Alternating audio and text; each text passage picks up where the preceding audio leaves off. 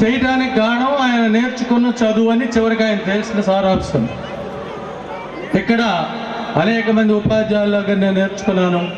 దానివల్ల ఆయన పాఠశాల పెట్టాడు, ఉపాధ్యాయుడిగా అన్ని విషయాలు తెలుసుకొని పోయి కూడా తాను ఇక్కడ చదువుకున్నటువంటి ఆ కార్యక్రమాలనే ఆయన అక్కడికి పోయి తన డైలాగుని చెప్పగలిగాడు, తన ఎక్స్ప్రెషన్స్ చేయగలిగాడు. అందువల్లనే ఆయన గొప్ప నటుడుగా స్థిరపడ్డాడు. కాబట్టి మనం ఆయనలో ఉన్నటువంటి పట్టుదల మనం అందరూ కూడా అభినందించాలని చెప్పి నేను అనుకుంటున్నాను. ఎందుకంటే పట్టుదల లేకపోతే విద్య రాదు. తగాదా పెట్టుకుంటూనో లేకపోతే అలిగితోనో విద్య వచ్చేది కాదు. ప్రయత్నము ఎప్పుడు కూడా పోటీ, విద్యార్థులకి మధ్యలో ఉండాలి పోటీ చదువులో, అంతేగాని కొట్లాటటం లేకపోతే తన్నుకోవటంలో పోటీ ఉండకూడదు. కేవలం చదువులో మాత్రమే పోటీ ఉండాలి. వాడికి ఎక్కువ మార్కులు ఇస్తే నువ్వు కూడా ఎక్కువ మార్కులు రావడానికి కోసంగా కృషి చేయాలి. అంతేగాని వాడికి ఎక్కువ వచ్చి నాకు తక్కువ వచ్చినాయి అని చెప్పని వాటితో వాదన వేసుకొని తన్నుకునేటువంటి పరిస్థితి ఉండకూడదు.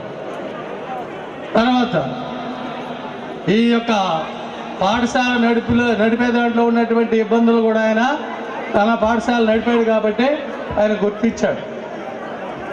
అట్లాగే ఇప్పుడు ఆయన చెప్పినటువంటి మాస్టర్లు బసవపున్నయ్య గారు, తర్వాత నర్సయ్య గారు, కేఆర్ ప్రసాద్ గారు, వీళ్ళంతా ఇక్కడ కూడా ఏ పాఠశాలలో కూడా పనిచేశారు. నర్సయ్య గారు 4-5 సంవత్సరాలు పనిచేశాడు మన దగ్గర. అంటే ఒక గొప్ప ఎన్ఎస్ టీచర్గా ఆయనకి మంచి పేరు ఉంది తాలూకాలు. అటువంటి ఆయన మనం కూడా తీసుకొచ్చి చెప్పిస్తే బాగుంటుందని చెప్పి అనుకున్నాం. అందుకని ఆయన తీసుకొచ్చి చెప్పించాం. ఇట్లాగే అనేక మంది మంచి మంచి ఉపాధ్యాయుల చేతనే వాళ్ళకి తగినటువంటి గుర్తింపు వచ్చే విధంగా విద్యను అభ్యసించేదానికి మనం కూడా ప్రయత్నం చేస్తాం. తర్వాత ఇప్పుడు ఈ పాఠశాలలో చదివి ఎంటెక్లో 65 ర్యాంక్ తెచ్చుకొని ఇప్పుడు సాఫ్ట్వేర్ ఇంజనీర్గా స్థిరపడినటువంటి డి శ్రీనివాసులు రెడ్డి తన యొక్క సందేశం తర్వాత అనుభవం చెప్తారు. వేదికను అలంకరించిన పెద్దలకు, గౌరవనీయులైనటువంటి ఉపాధ్యాయులకు, తల్లిదండ్రులకు నా నమస్కారములు. పూర్వ విద్యార్థులకు నా అభినందనలు. ఇక్కడికి వచ్చినందుకు నా అభినందనలు. ఇప్పుడు చదువుతున్న విద్యార్థులకు నా ఆశీస్సులు.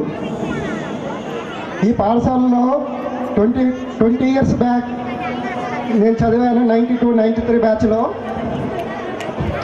అప్పుడు ఈ పాఠశాల అందించిన క్రమశిక్షణ, పట్టుదల అవి బాగా నేర్పించడం వల్లనే నేను ఈ స్థాయికి వచ్చానని అనుకోవడంలో ఏమాత్రం నాకు సందేహం లేదు. నేను ఈ స్కూల్లో చదివినందుకు, ఈ స్కూల్ 25 సంవత్సరాలు కంప్లీట్ చేసుకున్నందుకు చాలా గర్వపడుతున్నాను. ఈ స్కూలు ఇలానే మంచి విద్యను, క్రమశిక్షణను అందిస్తూ 50 సంవత్సరాలు అలాగే 100 సంవత్సరాలు గోల్డెన్ జూబ్లీ జరుపుకోవాలని ఆకాంక్షిస్తూ సెలవు తీసుకుంటున్నాను. నమస్కారం.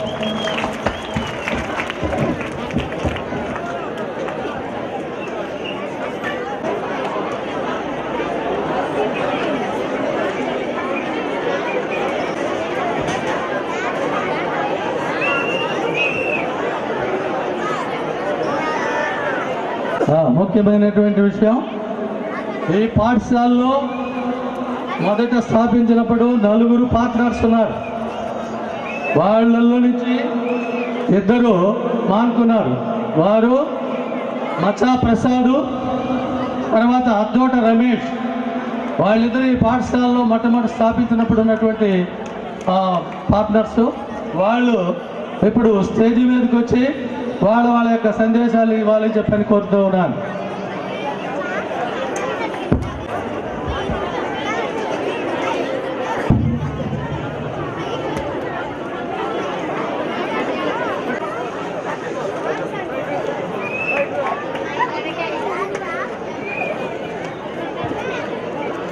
అమ్మాయి వచ్చాం అమ్మాయి.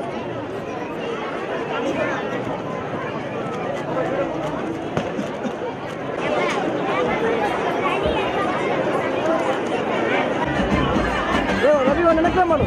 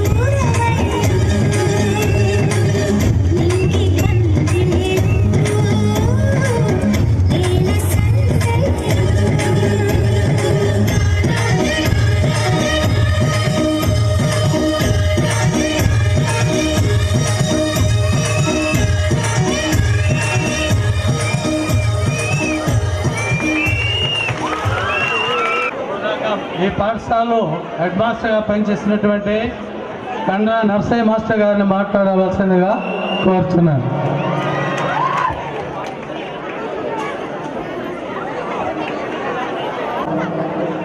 వేదికను అలంకరించిన పెద్దలందరికీ నమస్కారము.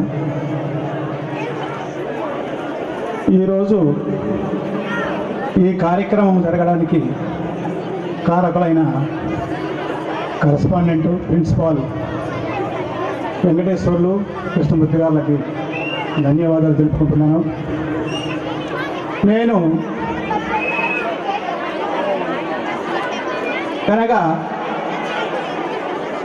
కొంచెం ధనమే సంపాదించాలి అనే ఉద్దేశంతో కనుక చూసినట్టయితే నేను ఒక స్కూల్కి కరస్పాండెంట్ను యజమాని అయి ఉండేవాడు. అది 1990వ సంవత్సరం వీళ్ళు ఆ స్కూల్ స్థాపించి జరుపుతున్నారు. అప్పుడు నేను బాయ్స్ స్కూల్లో సైన్స్ ఉపాధ్యాయుడిగా పనిచేస్తున్నాను. ఆ పరిస్థితిలో వీళ్ళు వచ్చి మా పాఠశాలలో ఒక పీరియడ్ తీసుకొని చెప్పమని అడిగారు. నాది ఒకటే ధ్యేయం, స్కూళ్ళకు పోయి చెప్పి సంపాదించి ఏదో పెద్దవాడిని కావాలని ఏనాడు ఆశించలేదు.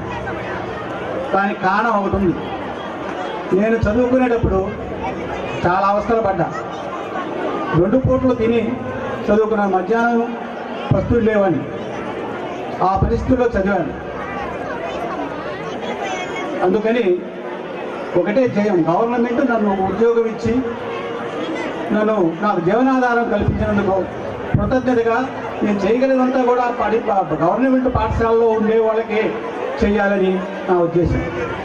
ఇప్పుడు వీళ్ళే కాదు, చాలామంది వచ్చి మా పాఠశాలలో చేయాలని చాలామంది ఒత్తిడి చేశారు. నేను ఎక్కడికి పోవాలని లేదు, కానీ వీళ్ళ ఒత్తిడి చాలా తీవ్రమైంది. ఒక నాయకుడిని కూడా పిలిపించి ఆయన ద్వారా చెప్పించారు.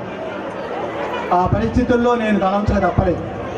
ఒకటే చెప్పారు, మిమ్మల్ని ఏమీ పర్మనెంట్గా చేయమడం లేదు, ఒక్క పీరియడ్ తీసుకోండి. వాళ్ళ అన్ఎంప్లాయీస్ పెట్టుకున్నారు, వాళ్ళకి కూడా ఏదో కొంత మార్గం దొరుకుతుందని చెప్పడంతో అప్పటికీ కూడా నేను అడ్డుకోవడానికి ప్రయత్నం చేశాను. అంత దూరం నేను రాలేనని కూడా చెప్పాను. దానికి వాళ్ళు మేము వెహికల్ ఏర్పాటు చేసుకుంటాము అని చెప్పడంతో గచ్చంతమైన పరిస్థితుల్లో మీకు ఇష్టం లేకపోయినా కానీ ఈ పాఠశాలకి రావడం జరిగిందన్నమాట. ప్రతిరోజు ఉదయం సాయంత్రం ఒక పీరియడ్ తీసుకునేవాడిని. అప్పుడు నన్ను మన రమేష్ గారు చెప్పారు ఎన్ఎస్ మాస్టర్ అని. నేను అప్పుడు ఆ రోజుల్లో ఎన్ఎస్ పిఎస్ సపరేట్ లేదు, బోత్ పిఎస్ అండ్ ఎన్ఎస్ 2 చెప్పేవాడిని. కానీ నన్ను బాయ్స్ స్కూల్లో పిఎస్ మాస్టర్ అనే పిలిచేవాడు. నేను పిఎస్ కూడా చెప్పేవాడు అనమాట. వీళ్ళు పిఎస్ఏ ఒక పీరియడ్ చెప్పమన్నారు అనమాట. అక్కడ పిఎస్ఏ చెప్పేవాడిని. ఆ పరిస్థితుల్లో మొదలైన నా కెరీర్, అంటే ప్రైవేటు స్కూళ్ళకు పోవడం మొదలైన కెరీర్ నాకు అనేక తిప్పాలు తెచ్చిపెట్టింది. ఈ రమేష్ వాళ్ళు కూడా స్కూల్ పెట్టారు. స్కూల్ పెట్టి రాత్రి పోవడం మా ఇంటికి వచ్చేవాడు. మా పాఠశాలలో పార్ట్నర్గా చేరండి, లేదంటే మా స్కూల్లో వచ్చి చెప్పండి. ఇది నేను పార్ట్నర్గా చేరాలని నాకు ఆ ఉద్దేశం లేదు, మీకు చెప్పాలన్నా నాకు అవకాశం లేదు. ఒక పీరియడ్ పోతున్నాను ఇప్పటికే, మళ్ళీ నాకు వీలు కాదని చెప్పారు. ఎంత పెద్దలన్నా వాళ్ళు ఒప్పుకోక దాంట్లో కూడా ఒక సంవత్సరం చెప్పారు కృష్ణ చైతన్యలో. ఆ విధంగా మొదలై ఆఖరికి ఇంకొక స్కూల్ పెట్టారు వికాస్ అని. ఆ స్కూల్లో కూడా వాళ్ళు పార్ట్నర్గా చేరమంటారు. ఎంతమంది పార్ట్నర్గా చేరేది, ఏం చేసేది? ఆ పరిస్థితుల్లో నేను పార్ట్నర్గా చేరను అని చెప్పాను. వాళ్ళు కూడా ఒత్తిడి చేశారు. సరే, వాళ్ళకి కూడా పోయి ఫిజిక్స్ తీసుకోవాల్సి వచ్చింది. 95లో ఆ స్కూల్ పెట్టడం జరిగిందన్న. అక్కడ 95లో 2 పీరియడ్లు ఉదయం 7ంటికి బయలుదేరితే 2 పీరియడ్లు తీసుకొని 9:30 నేరుగా బాయ్స్ స్కూల్కి పోయి స్కూల్ పని చూసుకొని సాయంత్రం మళ్ళీ 5ంటికి ఇక్కడికి వచ్చేవాడిని. 5ంటికి ఇక్కడికి వచ్చి ఇక్కడ మళ్ళీ 6 దాకా తీసుకొని తర్వాత హాస్టల్ ఒకటి ఉంది ఇక్కడ ఈ పక్కన. ఆ హాస్టల్లో కలెక్టర్ ఆర్డర్ అనమాట, అక్కడ చెప్పమని సైన్స్. ఆయన ఆర్డర్ తోటి అక్కడ 6 నుంచి 7 దాకా తీసుకొని 7 తర్వాత ఇంటికి చేరేవాడిని. అది నేను చేసింది ఆ రోజుల్లో. ఆ పరిస్థితుల్లో కొన్నాళ్ళు చేశాను. ఇంకా వేరే స్కూల్ కోడ్ వచ్చి మాకెందుకు రావు అని ఒక విధంగా దౌర్జన్యం చేశారు. రాకపోతే ఎట్లా, నేను చేయలేనయా, నాకు ఎందుకంటే అవకాశం కూడా లేదని చెప్పాను. ఆ విధంగా ఇక్కడ చేయడం జరిగింది. అది రిటైర్ అయిన తర్వాత కూడా 2005లో నేను రిటైర్ అయ్యాను. ఆ తర్వాత కూడా ఇక్కడ మొన్న 2010 దాకా ఇక్కడ హెడ్ మాస్టర్గా చేయడం కూడా జరిగిందనమాట. ఆ విధంగా నేను పోకూరులో ప్రధానోపాధ్యాయునిగా చేయడం జరిగింది. అక్కడ నేను పోయినప్పుడు 300 మంది పిల్లలు ఉండేవాళ్ళు. నేను పోయిన సంవత్సరానికి 440 మంది పిల్లలుగా చేరారు. ఇతర పాఠశాల నుంచి కూడా అక్కడ చేరడానికి ప్రయత్నం చేసి చాలా ఒత్తిడి వచ్చేది మమ్మల్ని తెచ్చుకోమని. అంటే అంత అంకిత భావంతో నేను చేశాను. నా మొత్తం సర్వీసులో ఏనాడు నేను పాఠశాలకు లేటుగా పోలా. ఆ విధంగా నేను చేశాను. అక్కడ 8 నేను స్కూల్లో ఉండేవాడిని. సాయంత్రం 5 దాకా అక్కడే ఉండేవాడిని. ఆ స్కూల్కి అకాడమిక్ సైడే కాకుండా పాఠశాల ప్రాంగణాన్ని అభివృద్ధి చేయడంలో చుట్టూ కాంపౌండ్ సుమారు 900 అడుగుల పొడవుండే కాంపౌండ్ మేమే నిధులు ఏర్పాటు చేసుకొని ఎవరిని యాచించకుండా మేము కొన్ని కార్యక్రమాలు పాఠశాలను ఏర్పాటు చేసుకుని దాంతో కట్టించడం జరిగిందనమాట. అదేవిధంగా పాఠశాలలో మొట్టమొదట ప్రతిభా పురస్కార అవార్డు పెట్టినప్పుడు మా పాఠశాల విద్యార్థికి ఆ ప్రతిభా పురస్కార అవార్డు రావడం, ఆ విద్యార్థికి 2 సంవత్సరాలు 5,000 రూపాయల చెక్కు నాకు ఇస్తే నేను వాళ్ళ తల్లిదండ్రులకు ఇవ్వడం జరిగిందన్నమాట. ఆ విద్యార్థికి కూడా ఆడ నిలబడేవాడు కాదు. మొదటి సంవత్సరం నేను ఆ స్కూల్లో చేరిన తర్వాత నేను మామూలుగా సంవత్సరం అయిపోయింది, ఎగ్జామ్స్ జరుగుతున్నాయి. ఎగ్జామ్ జరిగిన తర్వాత నేను 60 లేక 70% రిజల్ట్ వస్తుందని అనుకున్నాను. ఆ పరిస్థితుల్లో బాగా షాక్ తగిలే విధంగా నాకు మంచి మార్కులు వచ్చే విద్యార్థులు కూడా ఫెయిల్ అయ్యారు. దానికి కారణము ఒక ఉపాధ్యాయుడు ఒక రెసిడెన్షియల్ స్కూల్ యొక్క మాటలు విని ఆ రాసుకునే విద్యార్థులకి తను ఆన్సర్లు చెప్పి తప్పుడు ఆన్సర్ చెప్పి ఫెయిల్ చేయడం జరిగింది. అంటే ఒక ఫస్ట్ 500 పైన వస్తాయని అనుకున్న విద్యార్థి 443 మార్కులు వచ్చాయి. తెలుగులో దాదాపు బటాబుట్టి మార్కులు వచ్చాయి. ఎప్పుడు కూడా 90%కు తగ్గని మార్కులు వచ్చేవాడు. వాళ్ళు షాక్ అయ్యారు.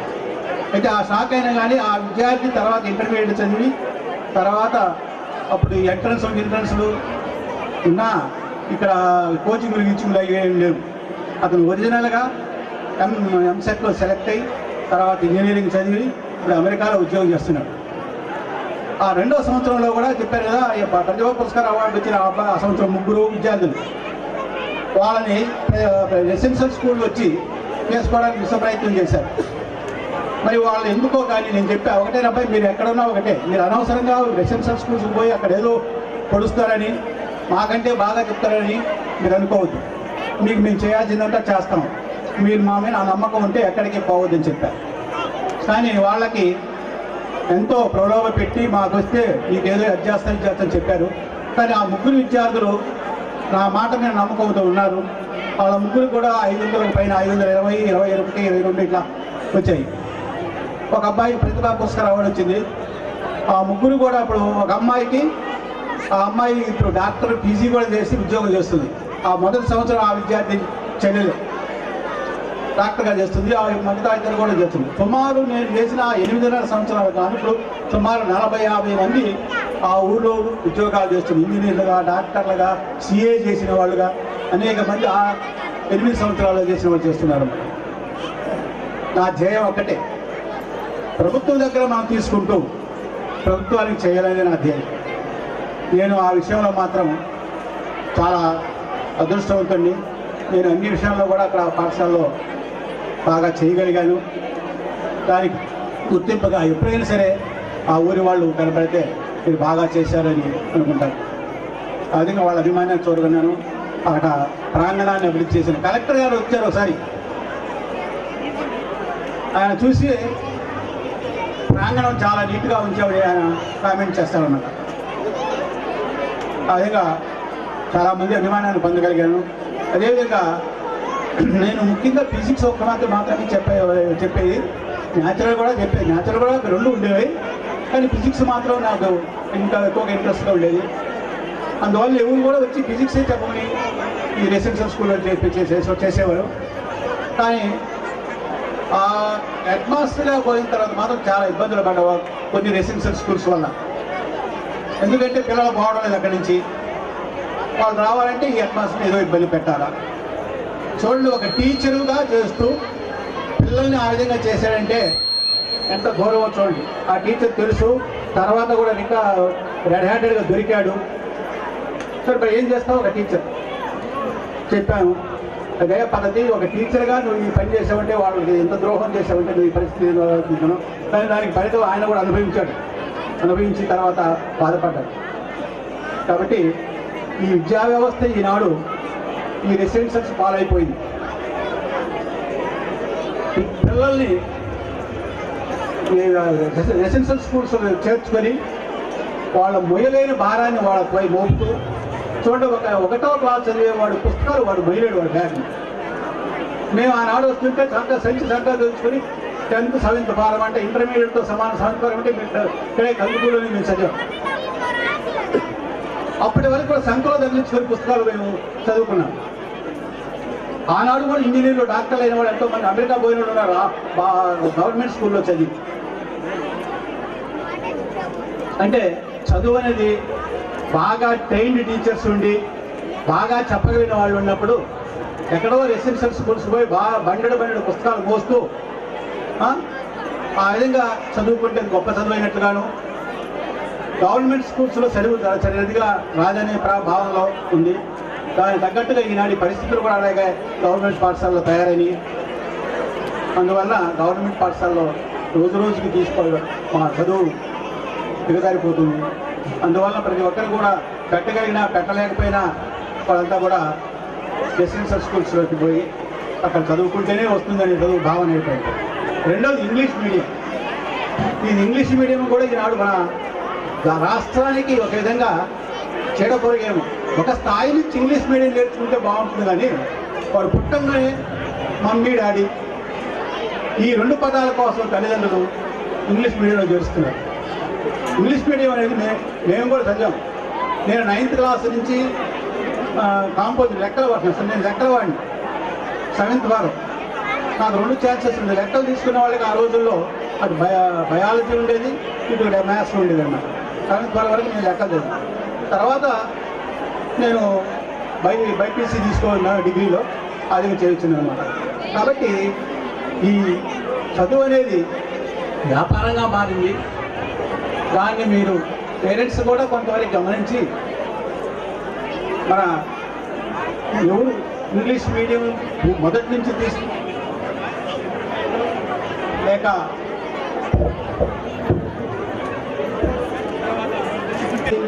మా పిల్లలు ఇంట్లో ఉన్నాడు, ఎంత 10 అంటే అంటున్నారు తెలుగులో.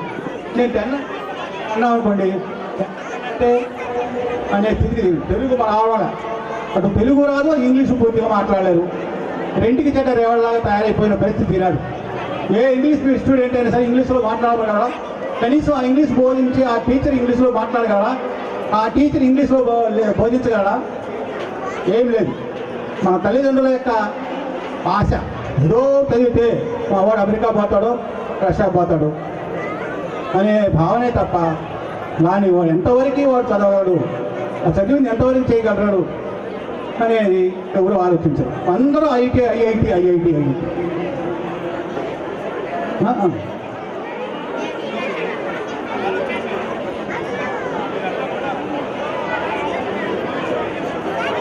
స్థాయి నుంచి మంచిదే, కానీ మొదటి నుంచి ఇంగ్లీష్ మీడియం అంటే మన మాతృభాష పోతుంది. మనం తెలుగు వేసేవాడు, తెలుగు మాట్లాడేవాడు, స్పష్టంగా మాట్లాడగలిగిన వాళ్ళు లేరు. అది ఆ స్థితిని వచ్చి ఒక నాటికి తెలుగే మర్చిపోయే పరిస్థితి రాకుండా చూస్తే మంచిది మీరందరూ ఆలోచిస్తారని. ఈనాడు దిగజారిపోతున్న సమాజాన్ని రక్షించగలిగిన స్థితిలో ఈ రాబోయే యువకులే కాబట్టి వాళ్ళంతా మంచిని నేర్చుకొని క్రమశిక్షణతో నేర్చుకొని రాబోయే కాలంలో ఈ దేశానికి ఒక మార్గదర్శకాన్ని నిర్దేశించేటట్టుగా ఉండాలని కోరుతూ ఈ అవకాశం ఇచ్చిన పెద్దలందరికీ అందరికీ నమస్కారం తెలియజేస్తూ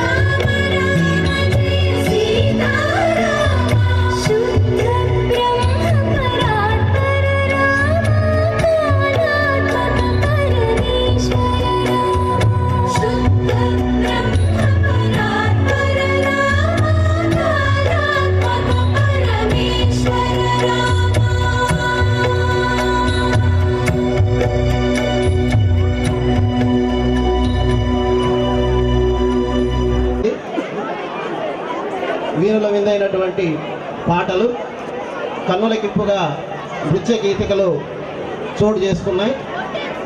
అన్నిటికీ మించి దిల్ రమేష్ గారి ఉపన్యాసం ఆహుతుల్ని బాగా అలరించింది.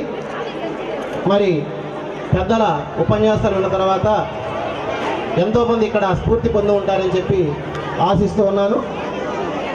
రజతోత్సవ ప్రసాద్ గారు వారిరువురు కూడా సన్మానం జరుగుతున్నది.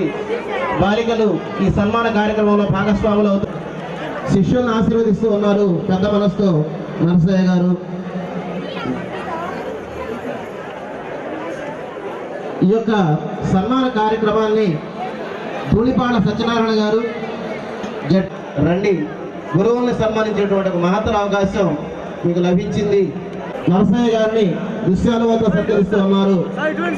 సత్యనారాయణ గారు గుంటూరు జిల్లా నుంచి ఇచ్చేశారు. వారిని పుష్పమాలతో అలంకరించబోతూ ఉన్నారు.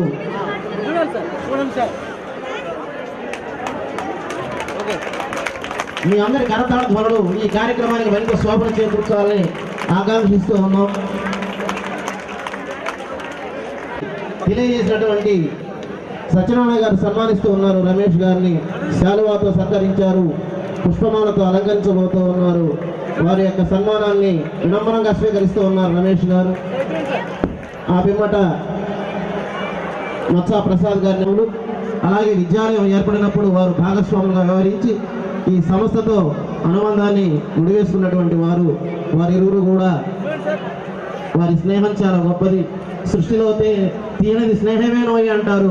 పద్ధతితో అంకిత భావంతో క్రమశిక్షణతో మంచికి మారు పేరుగా మహోన్నతమైన విలువలతో నిర్వహించే పాఠశాల నాగార్జున విద్యాలయ పాఠశాల. ఈ పాఠశాలలో పనిచేయడం ఒక మహద్భాగ్యంగా మేము భావిస్తూ ఉన్నాం. సాగుతూ ఉన్నది. నుదుటిన తిలకంతో చందన చర్చలతో పుష్పాక్షతలతో వాళ్ళని అలంకరిస్తూ సన్మానం చేస్తూ ఉన్నారు. భావించే దేశం మనది. గురువు లేనిదే మనిషి లేడు, దేవుడే లేడనే మనిషి. కనిపించే దైవం సాక్షాత్ గురు స్వరూపం. ఆ గురువుకు ప్రతిరూపాలుగా ఉన్నటువంటి ప్రతి ఒక్కరూ కూడా ఇక్కడ ఆసీనులై ఉన్నారు. ప్రతి ఒక్కరూ పాస్ చేస్తేనే గురువు కాదు. కళారంగంలో గురువులు ఉంటారు, రాజకీయ రంగంలో గురువులు ఉంటారు, వ్యాపార రంగంలో గురువులు ఉంటారు. ఒక రోల్ మోడల్గా వ్యవహరించే ప్రతి వ్యక్తికి గురువు అనేటువంటి పదాన్ని ఆపాదించవచ్చు. సినీ రంగంలో కందుకూరు యొక్క ప్రతిభను చాటుతూ ఉన్నటువంటి, కందుకూరు ఘనకీర్తి చేస్తున్నటువంటి మన రమేష్ను వెంకటేశ్వర్లు గారు, కృష్ణమూర్తి గారు ఇరువురు సన్మానిస్తూ ఉన్నారు. రమేష్ గారి వల్ల మన కందుకూరికి సినీ పరిశ్రమలో ఒక ఇందాక చెప్పినట్లుగా ఛాయాగ్రాహకులు వారి యొక్క యంత్రాలలో బంధింపజేస్తూ ఉన్నారు. ఈ పాఠశాల సిబ్బంది 50 మంది పూర్వ విద్యార్థులు, అలాగే సురేంద్ర గారు తదితరులంతా కూడా ప్రతి రమణంగా బంధిస్తూ ఉన్నారు. మనకు మిగిలిన మొదటి జ్ఞాపకాలే, తీపి జ్ఞాపకాలే. ఈ దండలు వాడిపోవచ్చు, ఈ శాలువాలు చిక్కిపోవచ్చు, కానీ ఓ చక్కని ప్రతిబింబం, ఓ చక్కని ఛాయాచిత్రం మన ఇంట్లో ఉన్నప్పుడు నా నిరంతరం నెమరు వేసుకునే అవకాశం మనకు ఉంటుంది. ఓకేనా? సన్మానాన్ని స్వీకరించినటువంటి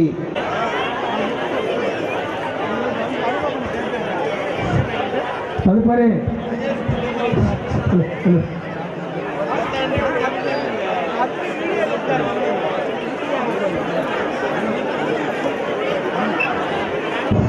ఇప్పుడు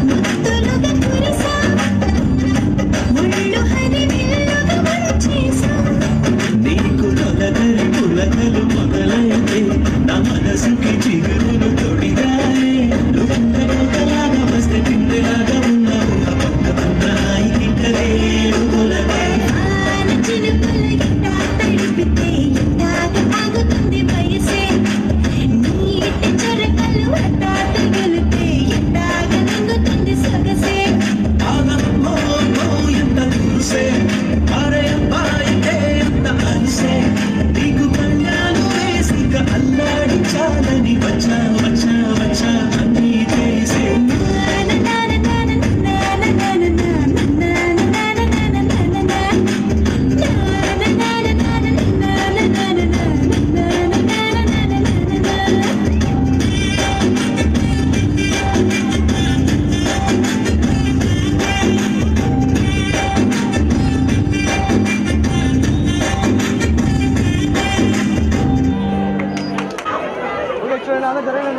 కంట నరసయ్య గారితో ఆనాడు పాఠాలు నేర్పించుకున్నటువంటి పిల్లలు ఈనాటి పెద్దలు వివిధ రంగాలలో కొనసాగుతూ ఆయా రంగాలకు సేవలు చేస్తున్నటువంటి వారు. ఆ ఆలోచన ఆయన ఎన్ని అవస్థలకు గురి చేసిందో ఇప్పుడు మనం ఉందాం. అరే కూరగాళ్ళు అందరూ వచ్చిందారా? వచ్చినాం సార్. ఇదేంద్రా ఇది ఊటి ఏంద్రా? బడి బడి సరే ఇవాళ మొత్తం ఎక్కాలి అడుగుతా నేను. అడుగుండ్రి సార్. అరే మార్కండేయ శాస్త్రి నువ్వు లేవురా బాబు. సార్ లేచిరా. లేచినావా బిడ్డ? జరా రెండెక్కం రెండు చదువు. సార్ రెండెక్కం రెండా సార్? ఎంతసేపు సార్ చదువుడు? 2 సెకండ్ల చదివేస్తా. చదువు చదువు. ఇదిగోండి సార్ ఇన్నుండి. రెండెక్కం రెండు 2 2 4 2 3 2 4 8 2 5 10 స్వాహ. ఓం 2 6 12 2 14 2 16 2 9 18 2 10 20 స్వాహ. రెండెక్క ముగిస్తే మూడెక్కనికి ముహూర్తం చాలా బాగుంది. ఆపురా ఆపురా, నీ ఎక్కాలి ఆపు. అవి ఎక్కాలి. ఆ మంత్రాలు ఏం చదువుతున్నావు నువ్వు? కూర్చో కూర్చో. అప్పుడు సార్ మర్యాద కొద్ది నా పూర్తి పేరు కూడా విలువండ్రి. ఏంట్రా పూర్తి పేరా? నీ పూర్తి పేరు నాకు తెలియదు నాయన. సార్ నా పూర్తి పేరు అక్బర్ కాదు. మరి అక్బర్ సలీం అనార్కలి. మంచిగా ఉంది అది పేరు. నీది పేరు మాత్రం మంచిగా ఉంది కానీ నువ్వు లేవు. లేచి నిలబడు. లేచినా సార్. లేచినావా? 5 ఎక్కం చదువు. 5 ఎక్కమా? అయినండ్రి. అరే 5 ఎక్కం 5. అరే 5 2 10 5 3 15. అరే 5 4 20 5 5 25 5 6 30 5 7 35 5 8 40 5 9 45 5 10 50 5 7 35 5 8 40 5 9 45 5 10 45 5 10 50 5 7 35 5 8 40 5 10 45 ఆపుర్రా ఆపుర్రా. రే మీ దండం పెడితే ఆపుర్రా. ఇంకా ఎక్కాలి వాడు దానికి ఒక కోరస్. నా తలకాయ తినేస్తుడు కదరా. అరే అక్బరు కూర్చో. నువ్వు కూర్చో నాయన. అద్దు నీ ఎక్కాలద్దు ఈ కథ అద్దు కూర్చో.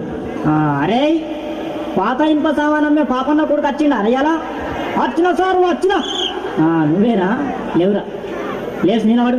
లేచి నిలబడు. సార్ ఏం చెప్తులు ఇవ్వాలి సార్? ఇంత చాలా రే పందికొక్కు మొత్తానికి లేచి నిలబడు. రా నిలబడు. అమాతం నిల్చున్నా సార్. అమాతం నిల్చున్నా. ఇగో నిల్చున్నావా?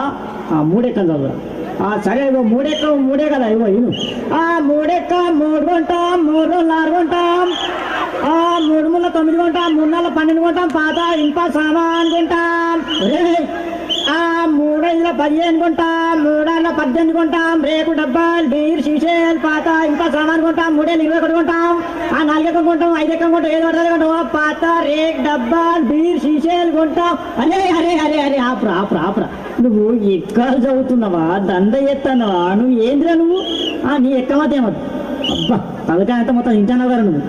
నువ్వు కూర్చో. నువ్వు కూర్చో. అరే వార్తలు చదివే మూర్తి కొడుకు ఏడ్రా? వచ్చిండా ఎలా? వచ్చినా సారు. వచ్చినావా? నువ్వు లేచి నిలబడు. నిలబడ్డా సారు. నిలబడ్డావా? నువ్వు 10 ఎక్కం చదువు. ఇక చదువుతున్నా సార్. ఈనాటి 10వ ఎక్కం చదువుతున్నది మూర్తి కొడుకు శనార్థ్. 10 ఎక్కం 10 10 20 బాగానే ఉన్నాయి. 10 ముళ్ళ 30 అదుపు తప్పి 10 4 40 ఢీకొనగా 15 50 అక్కడికక్కడే దుర్మరణం పాలైంది. 16 60 10 70కి తీవ్ర గాయాలయ్యాయి. ఇప్పుడే అందిన వార్త 18 80 మతి స్థిమితం లేక తప్పిపోయి కనబడలేదని తెలిసింది. పట్టుకున్న వారికి 10 9 90,000 రూపాయలు అందజేస్తారన్నారు. ఈనాటి ముఖ్యాంశాలు 10 10 100 మరియు 11 ఎక్కం 11 కలిసి గిల్లిదండ ఆడుతుండగా 11 22కు మూతి మీద తలిగి 16 32 పనులు రాలాయని 12 ఎక్కం 12 తెలిపింది. ఎక్కాలు ముగించే ముందు ముఖ్యాంశాలు మరోసారి. ఒరే ఒరే నీ ఎక్కాలు పాడగాను. నీ ఎక్కాల తగ్గిదలుగా అవి ఎక్కాల వార్తలు. కూర్చో నువ్వు. కూర్చో నువ్వు సప్రియగా కూర్చోవేడు అంతే. అద్దు నీ ఎక్కాలద్దు నీ కథలు. ఒరే భూమలింగం ఏమైనా రాలేదారా? ఎవరు సార్? అదే ఒగ్గు కథ కళాకారుడు బుచ్చెలు కొడుకు భూమలింగడు వచ్చింది సార్ నిద్రపోతాండు లేపన్నా సార్. లేపురి వానికి ఎప్పుడు నిద్రనే, వానికి ఇల్లు బడి ఒకటే, నిద్ర మొద్దు సార్. లేపురి వాని లేపురి. లేచిన సార్. లేచినవా? ఏడెక్కం చదువురా నాయన, ఏడెక్కం చదువు. ఏడెక్కమా సార్?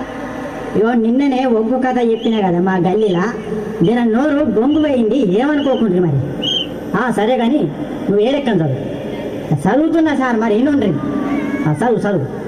అర్యర్యా రఘునందన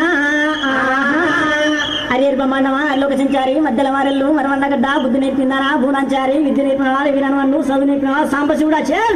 ఈ ఎక్కాలను పుట్టించిన సార్లకు దండాలుల్లో నాయనా. అగదూడ అగదూడ అగదూడ అగదూడు ఎవలేలే లోకాలు వాళ్ళు వెళ్తున్నారు, మా బల్లె మాత్రం మా సారి వెళ్తున్నాడు.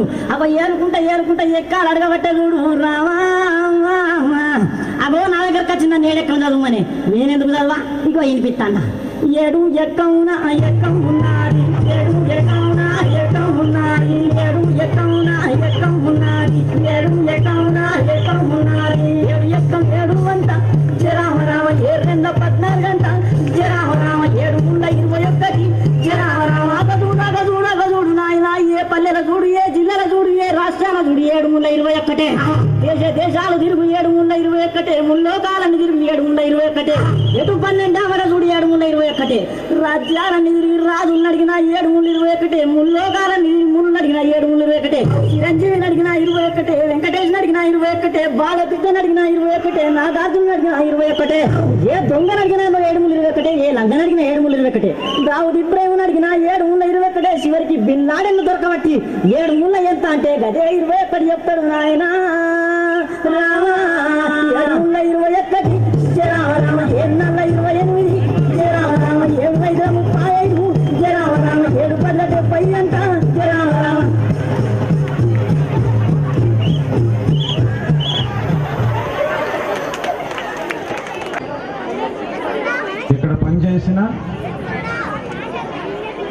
ఇక్కడ పని చేసి రిటైర్డ్ అయినటువంటి ఉపాధ్యాయులకు ఈ నాగార్జున విద్యాలయం వారు చేసినటువంటి సన్మాన కార్యక్రమానికి నన్ను కూడా భాగస్వాములు చేసినందుకు వారికి నేను ఈ సందర్భంగా శిరస్సు వంచి నమస్కరిస్తున్నా. నేను ఎవరికైనా సన్మానం చేస్తాను అని ఇక్కడికి వచ్చా అంటే గురు సమానులు విద్య చెప్పినటువంటి వాళ్ళు చాలామంది ఉన్నారు కాబట్టి వాళ్ళలో ఒక్కళ్ళకైనా నాతో సన్మానం చేయిస్తే ఈ కార్యక్రమానికి వచ్చినందుకు బాగుంటుంది అని చెప్పాను అనుకున్నాను. కానీ వారు గౌరవంతో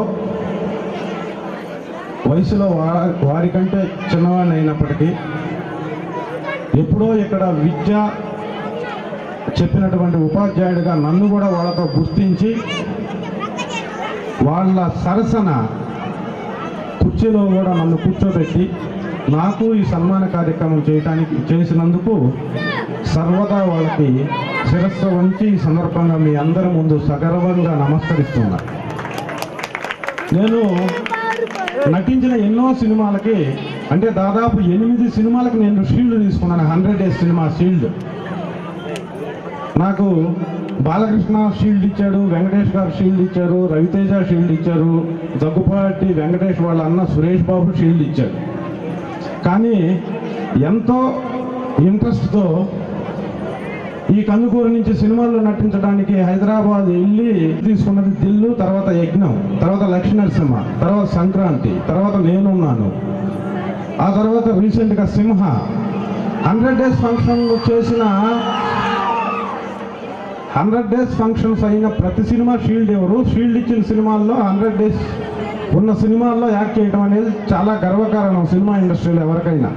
కానీ ఏ షీల్డ్ తీసుకున్నప్పుడు రాని స్పందన, ఏ షీల్డ్ తీసుకున్నప్పుడు పొందని ఆనందం, ఏ షీల్డ్ తీసుకున్నప్పుడు దక్కని గౌరవం, ఏ షీల్డ్ తీసుకున్నప్పుడు స్పందించని హృదయం ఈరోజు ఇక్కడ ఒక శాలువ కప్పి ఒక దండ ఇస్తే నాకు వచ్చింది. దానికి కారణం ఉపాధ్యాయ వృత్తి మీద ఉన్న గౌరవం. ఉపాధ్యాయుడు ఆర్థికమైన కారణాలకి బానిస కాకుండా సేవా దృక్పథంతో, అంటే ప్రపంచంలో ఎన్నో వృత్తులు ఉన్నాయి, ప్రపంచంలో ఎన్నో ఉద్యోగాలు ఉన్నాయి మనిషి బతకడానికి. కానీ ఇద్దరనే దేవుడితో పోలుస్తారు. వైద్యో నారాయణో హరి, గురు దేవో భవ. అంటే మనుషులకి వైద్యం చేసే వైద్యుడు దేవుడితో సమానం. అలాగే అజ్ఞానంలో ఉన్న సమాజాన్ని విజ్ఞానం వైపు నడిపించడానికి అహర్నిశలు కృషి చేసినటువంటి ప్రపంచం ఉన్నంత వరకు చేయబోయేది ఒక ఉపాధ్యాయుడే. కాబట్టి ఉపాధ్యాయుడు అంటే గురువు దేవుడితో సమానం అన్నారు. ప్రపంచంలో ఈ రెండు వృత్తులకే దేవుడితో సమానంగా పోల్చగలిగిన గౌరవం దక్కేది. అలాంటి ఉపాధ్యాయుడు కానీ, అలాంటి కొంతమంది ఉపాధ్యాయులు కలిసి పెట్టినటువంటి ఇలాంటి నాగార్జున విద్యాలయం లాంటి స్కూల్స్ కానీ ఆర్థికమైనటువంటి అంశాలకి ప్రాముఖ్యతను ఇవ్వకుండా, అంటే మనందరికీ తెలుసు, ప్రతిరోజు మనం చూస్తున్నాం, ఈరోజు ప్రపంచంలో ఉన్న మానవ సంబంధాలన్నీ ఆర్థిక సంబంధాలే. ఆర్థికమైన కారణాలతో తల్లిని తండ్రి, తండ్రిని కొడుకు, కొడుకుని అక్క, అక్కని చెల్లి, బావని మామ, మామని అల్లుడు, అల్లుడిని కూతురు, ఈ విధంగా ఎక్కడ తారతమ్యాలు లేకుండా కేవలం 100 రూపాయలకి మడ్డర్లు చేసే స్థితికి మనిషి రోజు దిగజారిపోయాడంటే దానికి మనిషి ఆర్థికమైన సంబంధమైన కారణాలతో ఎంత లింకప్ అయి ఎంత అనుబంధాన్ని పెంచుకున్నాడో మనకి ప్రతిరోజు టీవీల ద్వారా, పేపర్ల ద్వారా చూస్తున్నాం. అందుకే ప్రపంచంలో మనిషి బ్రతికున్నంత వరకు, మనిషికి విలువ ఉన్నంత వరకు ఆర్థికమైన కారణాలు, ఆర్థికమైన అంశాలకు ఎంత ప్రాముఖ్యత పెరుగుతున్నా కూడా మానవ సంబంధాలకు, మమతలకు, అనురాగాలకు, బంధాలకు, ప్రేమకు, ఆప్యాయతలకు మనం ప్రాముఖ్యతనిచ్చిన సొసైటీనే సస్యశ్యామలంగా ఉంటుంది, ఆ దేశమే బాగుంటుంది అని ఇప్పటికీ ఎన్నో సంవత్సరాల క్రితం శ్రీశ్రీ గారు ఒక మనిషిని ఉద్దేశించి మహానుభావుడు అనుకున్నాడో, కలగన్నాడో, భవిష్యత్తును గురించి ఊహించాడో ఒక విషయం ఇప్పుడు మనుషులకు ఖచ్చితంగా సరిపోయే విధంగా ఎప్పుడో ఎన్నో సంవత్సరాల క్రితం చెప్పాడు శ్రీశ్రీ. ఒక మనిషికి కోట్ల కొలది డబ్బున్నా, వేల కొలది భవనాలున్నా, వందల కొద్ది వాహనాలున్నా, టన్నుల కొద్ది బంగారం ఉన్నా, రాసుల కొద్ది వజ్ర వైడూర్యాలున్నా, ప్రపంచంలో భూమే రవ్వంత, అందులో నీకున్నదెంత, నువ్వెంత, నాది నాది అనుకుంటూ జీవితాంతం బతకగరా మనిషిగా పుట్టినందుకు సేవాభావంతో జీవించు, పోయే వరకు నలుగురు మంచి మనుషులు సంపాదించు, మనిషిగా పుట్టినందుకు నీ జీవితం ధన్యం, సుభిక్షం, సస్యశ్యామలం, నీ పేరు చిరస్థాయిగా ఉంటుంది అని. కానీ మనం కొంతమందినే అలాంటి మనకి ఎంత ఉంది, మనకి ఎంత వచ్చింది, మనం ఎంత సంపాదిస్తున్నాం, మనం ఈ రోజు మనం ఎంత సంపాదించడానికి ప్రయత్నం అనే వైపునే నేను, మీరు, మనందరం ఈరోజు సొసైటీ మొత్తం పరిగెడుతుంది. ఈ సందర్భంగా నాగార్జున విద్యాలయంలో ఉన్నటువంటి ఎంతోమంది విద్యార్థులకు ఆర్థిక పరమైనటువంటి శక్తి సామర్థ్యాలు లేకపోయినప్పటికీ ఆర్థికమైనటువంటి కారణాలతోటి చదువు కొనసాగించలేము అనుకుంటున్నటువంటి ఎంతో మందికి ఫీజులో రాయితీ ఇచ్చి, చాలా మందికి తెలియదు, ఫీజు లేకపోయినా, ఫీజు కట్టలేకపోయినా, ఫీజు కట్టే ఆర్థిక స్తోమత లేకపోయినా ఎంతోమంది పేద విద్యార్థులకు కన్సిడరేషన్ ఇచ్చి ఈ విద్యాలయంలో ఈ గత 25 సంవత్సరాలలో దాదాపు కొన్ని వందల మందికి వీరు విద్యను అందిస్తే ఆ విద్యార్థుల్లో చాలామంది ఈరోజు హైదరాబాద్ నుంచి బెంగళూరు వరకు జాబ్స్ చేస్తూ వాళ్ళు రాత్రి వచ్చి, సార్ మేమేమైనా ఈ స్కూల్కి ఇతోధికంగా ఆర్థికంగా సహాయ సహకారాలు మీకు అందించగలవారం, మేము మా సహాయం ఏమన్నా కావాలా అంటే, లేదు నాయన, మీరు నా కార్యక్రమానికి వచ్చి కార్యక్రమాన్ని జయప్రదం చేయటమే నాకు మహాభాగ్యం అని చెప్పినటువంటి ఈ స్కూల్ ప్రిన్సిపాల్ అయినటువంటి కృష్ణమూర్తి గారు, వెంకటేశ్వర్ల గారికి నేను ఈ సందర్భంగా అభినందనలు తెలియజేస్తూ, ఇక మీదట కూడా ఇక రాబోయే కాలంలో కందుకూరులో విశ్వవిద్యాలయం అనేది ఉన్నది. ఈ విద్యాలయం అనేది ఉన్నంత కాలం మీరు పేద విద్యార్థులకు ఆర్థిక స్తోమత లేనటువంటి వారికి ట్రైబల్ క్యాస్ట్లో ఎవరైనా వచ్చినా కూడా మీ సహాయ సహకారాలని అందించి ఇంతకంటే రెట్టింపుగా వారికి సేవలు అందించి మీ విద్యాలయంలో చదువుకునేటటువంటి అర్హతని చదువుకునేటటువంటి స్తోమతని వాళ్ళకి కలిగించి మీరు ముందుకు కూడా ఇలాగే మునుముందు ఎన్ని సంవత్సరాలు స్కూల్ ఉన్నా ఇలాంటి సేవాభావంతో మీరు చేస్తే అలాంటి వారు జీవించి ఉన్నంత వరకు మీ స్కూల్ని చిరస్థాయిగా చెప్పుకుంటారని మరొకసారి మీకు నేను సవినయంగా మనవి చేసుకుంటూ ఈ అవకాశం మరొక్కసారి నాకు ఇచ్చినందుకు మీకు సర్వదా కృతజ్ఞతలు తెలియజేసుకుంటూ మరొక్కసారి నన్ను సముద్రం అంత సినిమా రంగంలో అనువంతైన నీటి బొట్టంతైనా కానీ నన్ను పిలిచి ఈరోజు ఈ ఉపన్యసించడానికి అవకాశం ఇవ్వడమే కాకుండా నన్ను కూడా 50 సంవత్సరాలు 45 సంవత్సరాల విద్యా అర్హతలు ఉండి ఉపాధ్యాయులుగా పనిచేసే వాళ్ళ సరసన కూర్చోబెట్టి సన్మాన కార్యక్రమంలో భాగస్వాములను చేసినందుకు నేను మీకు సర్వదా మరొకసారి కృతజ్ఞతలు తెలియజేసుకుంటూ ఈ అవకాశం ఇచ్చిన మీకు ధన్యవాదాలు తెలియజేసుకుంటూ ముగిస్తున్నాను. Thank you so much. జై హింద్. ఎవరి చేత ఇది సన్మానం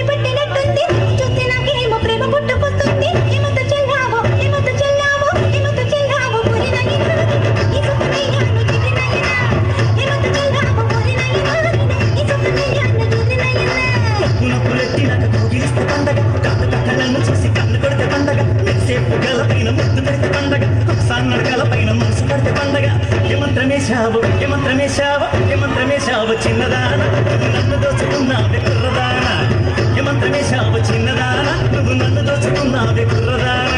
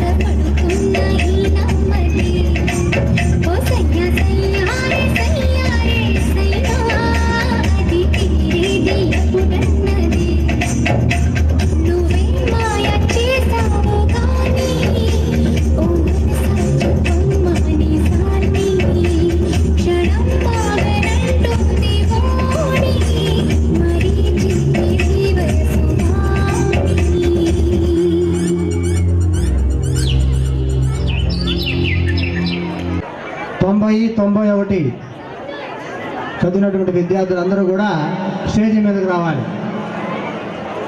89, 90, 91 సంవత్సరం నుండి అందరూ కూడా స్టేజీ మీదకి రావాలి.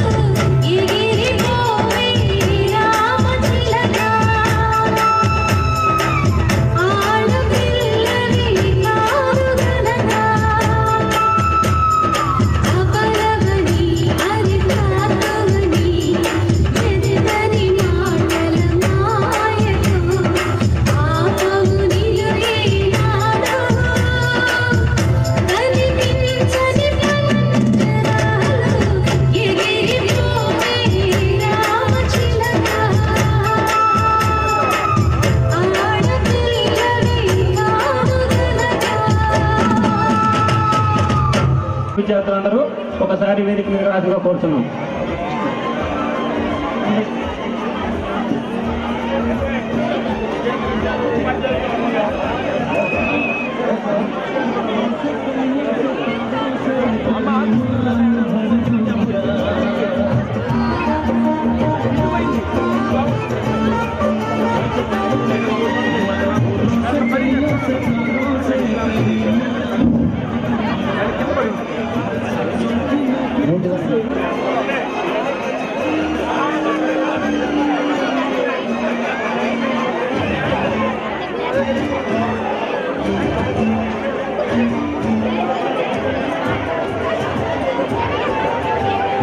లక్షా ప్రసాద్ గారు, అత్తోడు వెంకట రమేష్ గారు, లక్షా ప్రసాద్ గారు, అత్తోడు వెంకట రమేష్ గారు, నల్లూరు కృష్ణమూర్తి గారు, గుర్రం వెంకటేశ్వర్లు గారు, బత్తిన వెంకటరమణయ్య గారు.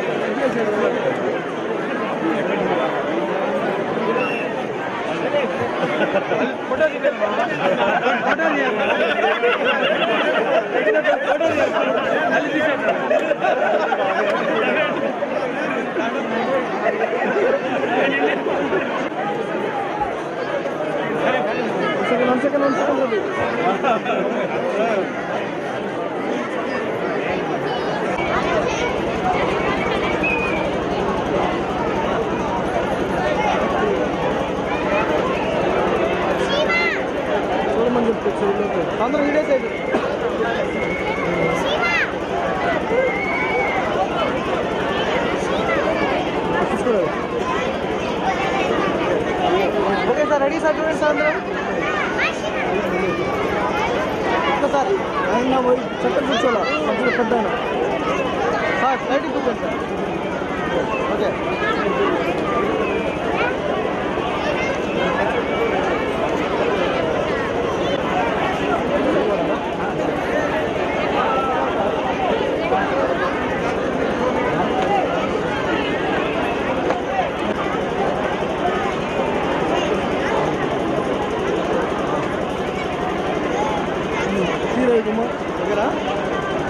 చూడండి మేడం సార్, స్ట్రైట్ కూర్చోండి సార్.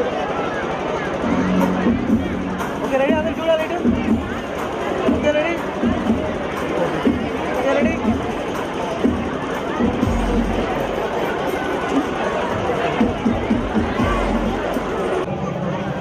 రజతోత్సవ వేడుకల కార్యక్రమానికి ఇచ్చేసిన ప్రధానోపాధ్యాయులు, ఉపాధ్యాయులు, పాఠశాల యాజమాన్యం, సంక్రాంతి పండుగ రేపు కాదు, ఈరోజే ఇక్కడే సంక్రాంతి పండుగ ఉందని చెప్పి ఈ సందర్భంగా నేను మీ అందరికీ తెలియజేస్తా ఉన్నాను. ఇంతకు మించిన పండుగ, ఇంతకు మించిన సంక్రాంతి ఇంకోటి ఉండదు.